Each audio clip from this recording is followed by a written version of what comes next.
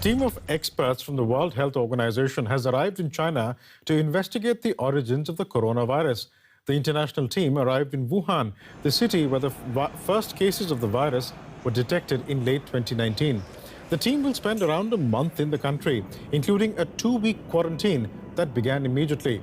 The WHO has clarified it is not looking to apportion blame for the spread of the virus. Joining me for more is Victor Gao. He's from the Center for China and Globalization, a think tank close to the Chinese Communist Party. Victor Gao, welcome. Good to have you back on the program. Thank you for having me. Mr. Gao, how committed is the Chinese government to ensuring the WHO team are able to carry out their work fully?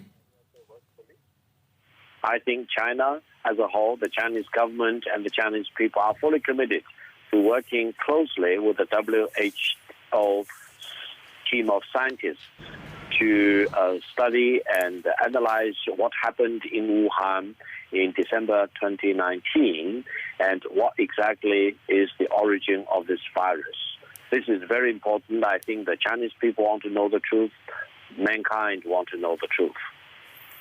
Speaking about knowing the truth, the WHO team are there to determine, as you correctly point out, the origins of this virus. But there has been lots of media reports, particularly, and also government people who've been saying in China that the virus did not originate here. There have been suggestions that it originated in Italy, that it was imported through food packaging, that it was imported through the United States or the US Army.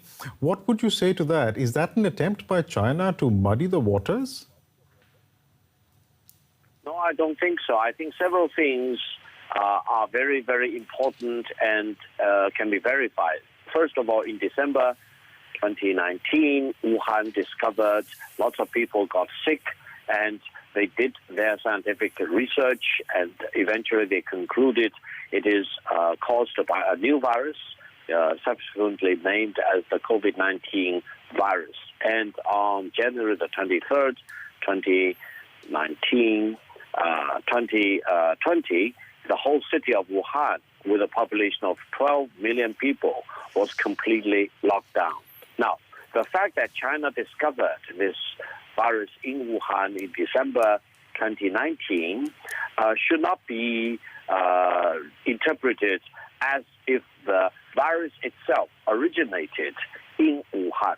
Why? Because subsequently we have heard a lot of scientific research done by different countries, including very recently in Spain, saying that they discovered this virus as early as in November 2019. So I think the WHO scientific investigation should study all these different pieces of information to make sure that they do get to the real origin of the virus.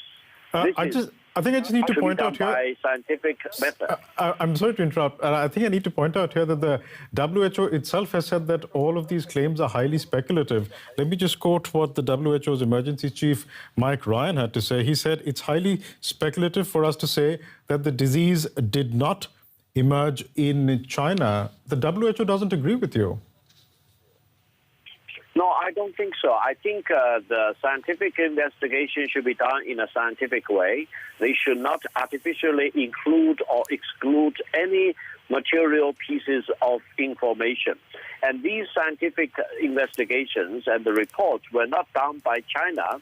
It was done by Spanish scientists, Italian scientists, Japanese scientists, French scientists. I think they all deserve the attention of the WHO, rather than being dismissed as if it is China muddling the water. I don't think China wants to muddle the water. China wants to see the real truth, the real origin of the virus. You speak about scientific evidence, Victor Gao, but then I'm giving you the words of a scientific person, a senior functionary of the WHO, Mike Ryan, who's saying that whatever you're saying essentially is highly speculative. So you talk about scientific proof on the one hand, yet you disregard what a scientific person is saying. No, I don't think so. I think the remarks you quoted just now were made before the discovery of many subsequent scientific findings, including the report I mentioned published in Italy very recently, I think just within the past 30 days or so. And I think WHO and its leading scientists should really include everything in a material sense in their scope of investigation, rather than, for example, jumping the gun and come to the conclusion that the origin of the virus was in China, disregarding all the material pieces of information probably proving the otherwise. Right. You spoke about the discovery of the virus in Wuhan, and you gave a timeline from December till the 23rd of January when Wuhan, the epicenter, was essentially placed in a lockdown. But let's look at December. It is as early as the 1st of December that a scientific journal, The Lancet, has been saying that symptoms were observed in Wuhan. And after that, you've had Chinese doctors such as Dr. Li Wenliang who were warning authorities that something strange is happening here. Yet those warnings appear not to have been taken on board, and you have more than a month, nearly 2 months in fact, from the 1st of December till the 23rd of January when serious action begins to be taken. Did China miss these early warnings? Well, a couple of things. First of all, let me talk about Dr. Li Wenliang, who is hailed as a national hero in China. Right. And he actually really raised the red flag, but he was not epidemic scientist. He was an eye doctor. He called the alarm for SARS.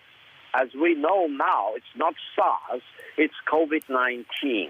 So I think Dr. Li Wenliang had all the good intentions, but he actually raised the red flag for another particular epidemic problem rather than COVID-19. He said the words he used. I'm sorry to interrupt, sir. I think it needs to. I'm sorry to interrupt, sir, but it needs to be made clear that he didn't just say SARS. He said SARS coronavirus. And before Dr. Li Wenliang, there were other doctors who talked about a mysterious pneumonia-like virus. And going back to Dr. Li Wenliang, he also talked about bacteria that was being found in the throats, in the aerial cavities of patients. All of that, if you look at the evidence, points to a new kind of coronavirus, does it not? No, I read the Chinese original text that Li Wenliang sent out to his colleagues in Wuhan. He used the SARS in Chinese, 非典, referring to that particular disease or epidemic phenomenon as SARS. Now, that in itself may or may not be very material now that we know this COVID-19 is spreading throughout the world. But in December 2019, it mattered a lot because what happened in Wuhan, as we now fully understand, is a new species of virus. It is not SARS per se. So confusing the two should not be done on the spot. I think Dr. Li Wenliang, should have alerted the government agency to really do a thorough investigation into the real origin of the problem. But he did, and he was reprimanded for it.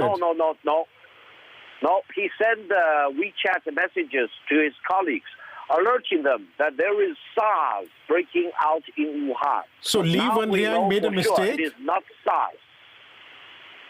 He actually raised the red flag about a phenomenon for which he used SARS, and we know for sure now it is not SARS. So you're saying your national hero didn't warn well enough that there was something new that was happening in China? No, I don't think we have enough time to go into details during your interview. However, I'm very, very emphatic in the point that Dr. Li Wenliang did the right thing to raise the red flag. But he raised the flag for SARS rather than this new species of COVID-19 pandemic virus. There is a fine distinction, but the distinction is very, very important.